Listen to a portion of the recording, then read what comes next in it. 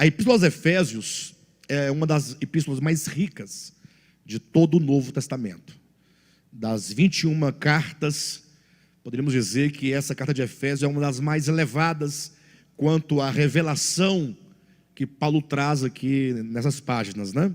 O tema que nós sugerimos para esta carta é a revelação do Cristo cósmico na economia de Deus. Hoje eu pretendo, grosso modo, apresentar esse tema para os irmãos, apresentar uma visão panorâmica dessa carta, para somente então, na semana que vem, começarmos ponto a ponto do primeiro versículo, tá bom?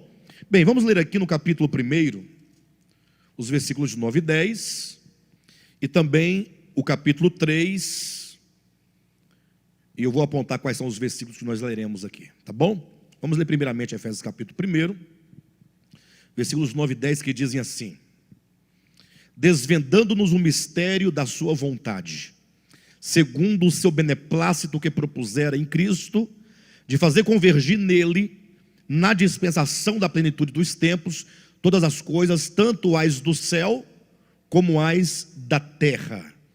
Agora, capítulo 3, vamos ler aqui os versículos de 1 a 3, que dizem assim: por esta causa, eu, Paulo, sou o prisioneiro de Cristo Jesus por amor de vós, gentios, se é que tendes ouvido a respeito da dispensação da graça de Deus, a mim confiada para vós outros, pois segundo uma revelação, me foi dado conhecer o mistério, conforme escrevi há pouco, resumidamente, pelo que quando ledes, podeis compreender o meu discernimento do mistério de Cristo.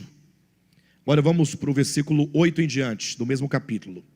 A mim, o menor de todos os santos, me foi dada esta graça de pregar aos gentios o evangelho das insondáveis riquezas de Cristo, e manifestar qual seja a dispensação do mistério, desde os séculos oculto em Deus, que criou todas as coisas, para que pela igreja a multiforme sabedoria de Deus se torne conhecida agora dos principados e potestades nos lugares celestiais, segundo o eterno propósito que estabeleceu em Cristo Jesus, nosso Senhor. Amém? Queridos, como nós já apresentamos, o tema que vai nortear o estudo dessa epístola, e quando nós falamos do tema, quando nós propomos um tema para a epístola, isso significa que, ao ler a totalidade dessa epístola, nós procuramos o cerne do pensamento do apóstolo.